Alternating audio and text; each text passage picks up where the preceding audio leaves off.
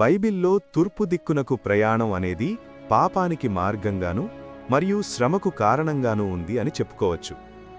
అలా పాపం చేసి మరియు పాపాని లోకాన్ని ఆశించి తూర్పు మార్గంలో ప్రయాణించిన వారి గురించి ఇప్పుడు తెలుసుకుందాం. మొదటగా అవ్వ, ఆదాము దేవుని మాటకు లోబడకుండా తినవద్దని చెప్పిన చెట్టు ఫలములను తిన్న తరువాత ఏదెను తోట నుండి బయటికి వెళ్ళగొట్టబడతారు. ఆదికాండము 3వ అధ్యాయం 24వ వచనం ప్రకారం. అప్పుడాయన ఆదామును వెళ్ళగొట్టి ఏదెను తోటకు తూర్పు దిక్కున కెరూబులను, జీవవృక్షమునకు పోవు మార్గమును కాచుటకు ఇటూ అటూ తిరుగుచున్న ఖడ్గజ్వాలను నిలువబెట్టెను. ఈ వాక్యాన్ని బట్టి అవ్వ, ఆదాము తూర్పు దిక్కునకు వెళ్ళగొట్టబడ్డారు. మరలా వారు ఏదెను తోటవైపు రాకుండా ఏదెను తోటకు తూర్పు దిక్కున కెరూబులను మరియు ఖడ్గజ్వాలను నిలువబెట్టాడు దేవుడు.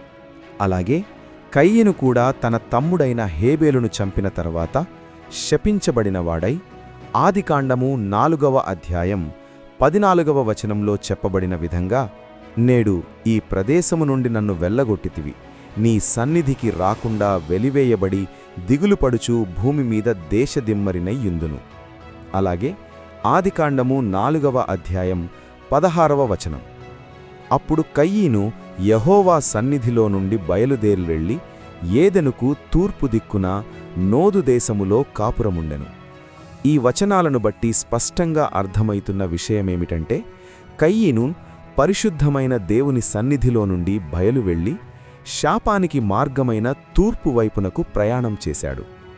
అదేవిధంగా నోవాహు సంతానమైనటువంటి ప్రజలు ఆదికాండము 11వ అధ్యాయం 2వ వచనంలో చెప్పబడిన ప్రకారం, వారు అనగా నోవాహు సంతానమైనటువంటి ప్రజలు, వారు తూర్పున ప్రయాణమైపోవుచుండగా షీనారు దేశమందొక మైదానము వారికి కనబడెను.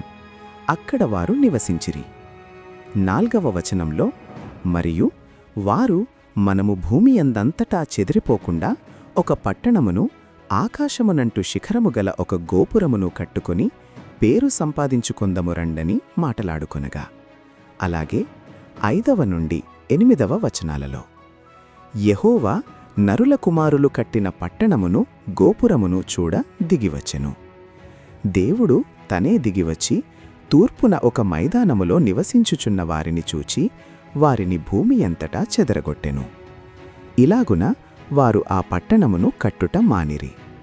ఇలాగున వారు దేవుని ఉద్దేశాలకు విరోధంగా తూర్పున ప్రయాణం చేసి దేవుడు నిర్ణయించని స్థలమున తమును తాము స్థిరపరుచుకోవాలని చూచుకొనిరి. అయితే దేవుడు వారి ఆలోచనలను త్రోసివేశారు. అలాగే ఆదికాండము 25వ అధ్యాయం 6వ వచనంలో చెప్పబడిన విధంగా, అబ్రాహాము తన ఉపపత్నుల కుమారులకు బహుమానములిచ్చి తాను సజీవుడై ఉండగానే తన కుమారుడగు ఇస్సాకు నొద్ద నుండి తూర్పు తట్టుగా తూర్పు దేశమునకు వారిని పంపివేశెను. ఈ వచనాన్ని బట్టి అబ్రాహాము వాగ్దాన కుమారుడగు ఇస్సాకు తప్ప మిగిలిన ఉపపత్నుల కుమారులు తూర్పు మార్గములో, అనగా వాగ్దానానికి ఏమాత్రం సంబంధం లేని మార్గంలో పంపబడిరి.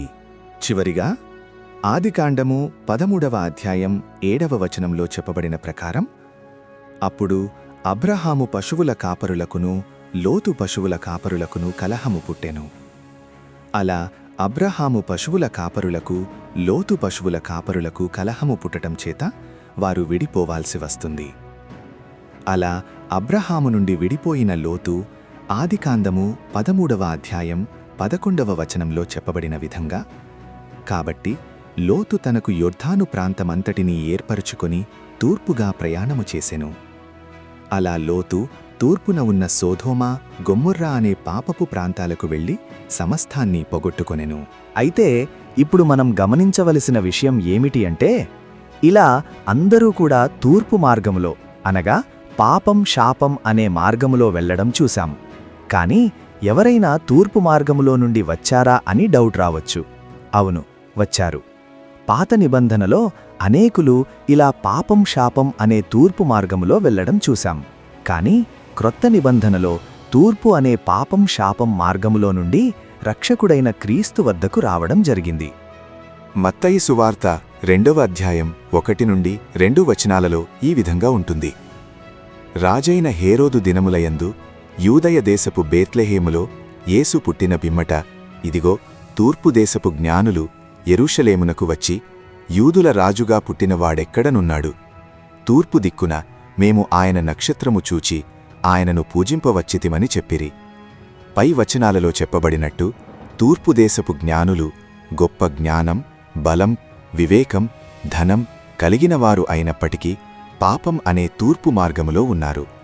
ఎప్పుడైతే ఒక నక్షత్రం తూర్పు దిక్కున ఉదయించి రక్షకుడైన యేసుక్రీస్తుకు మార్గాన్ని చూపించిందో అప్పుడు ఆ తూర్పు దేశపు జ్ఞానులు పాపం, శాపం అనే ఆ తూర్పు మార్గములో నుండి రక్షణలోకి, పరిశుద్ధతలోకి, శాపం నుండి శాప విముక్తిలోకి, పాపం నుండి పవిత్రతలోకి, బానిసత్వం నుండి కృపలోకి, దాసత్వం నుండి క్రీస్తు కుమారులుగా రావడం జరిగింది.